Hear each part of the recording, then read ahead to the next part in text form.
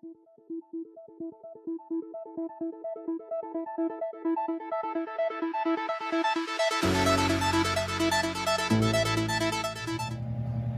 guys, welcome back to Great Lakes Junction. It's Tammy in the kitchen, and tonight I'm making a frittata, and I thought I'd bring you along and show you the recipe. Linda's from Linda's Pantry put out a challenge to come up with a recipe for using canned potatoes.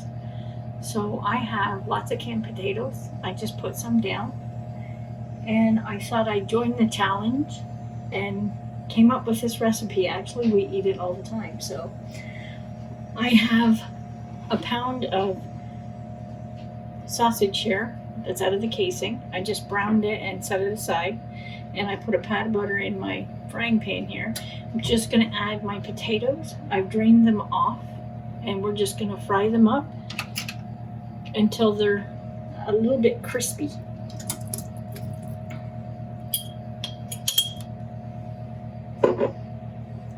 I've canned these potatoes in broth, so they're a little bit darker.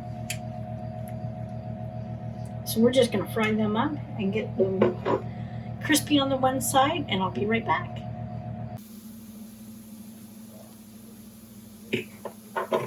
Okay, our potatoes have started to brown, and I'm going to add about half a medium onion to a whole one, depending on your taste. If you don't like onion, just omit it. I'm going to let them fry up just a little bit, and then we're going to add the rest of our ingredients. Okay, our onions are getting there. They're almost translucent. So I'm going to add a few more ingredients. I'm going to add back in my sausage.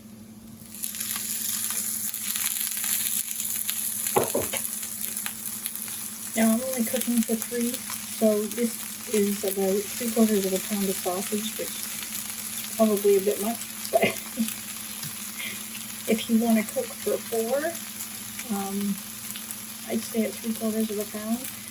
If you are a big meat eater, then go up to a pound. I have about half a cup of mushrooms that have been reconstituted, that have dehydrated. And I have 3/4 of a cup of spinach. And it is frozen out of our garden.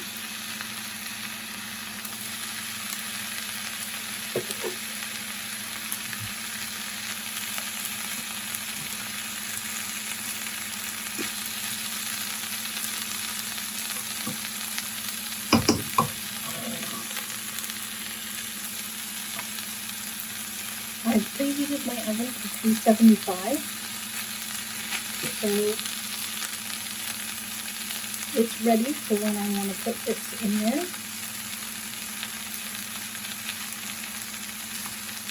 I'm just stirring the meat and the mushrooms and spinach together.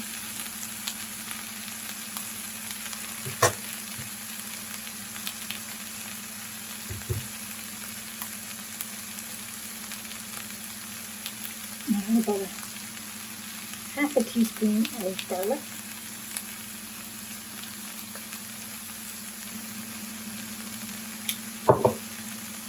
And I have a half teaspoon of basil. If you don't like basil, go ahead and substitute a different herb in there if you want. If you don't want one, it's okay to eliminate it.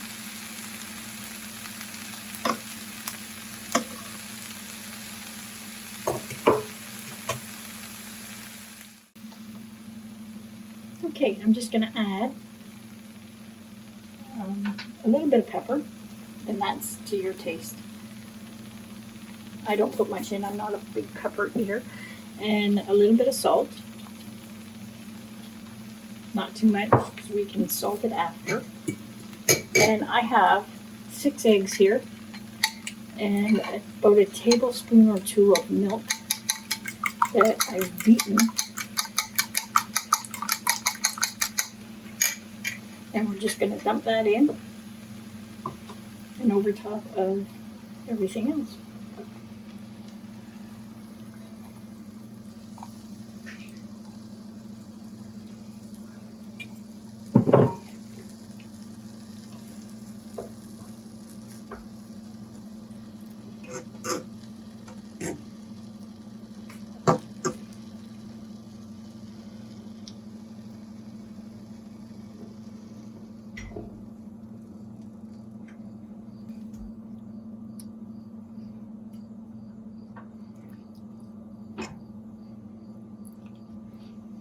And make sure it's spread around.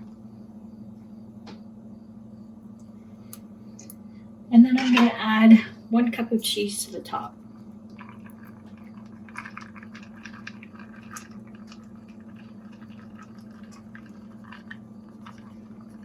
And that's it. I'm going to put it in the oven for about 25 minutes. I'll check it after 20 and we'll see how it is. And we'll be back then.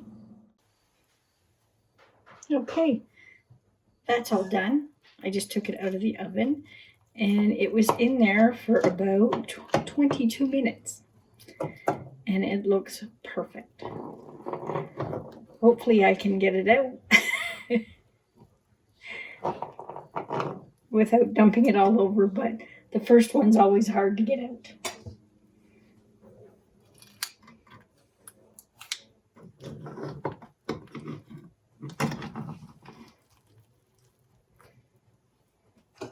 And there it is.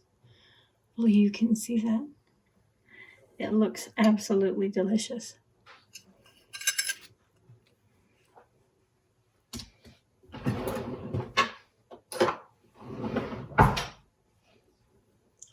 I'm just going to try a little bite, and it's going to be smoking hot.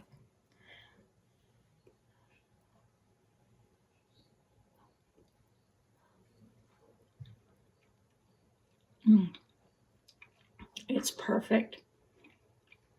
It's cheesy and eggy and just the right amount of salt. Hopefully you'll try this recipe out. It's quick, it's simple, and it comes together in about 30-35 minutes and ready to eat. And you can serve it up alongside a little bit of a salad. It'd be perfect. So thanks for stopping by Great Lakes Junction. And to Linda, shout out to Linda's Pantry. Thank you so much for giving us this challenge for our canned potatoes. It was fun. And Linda has taught me a great deal about canning from her channel. So you'll have to stop by and check out.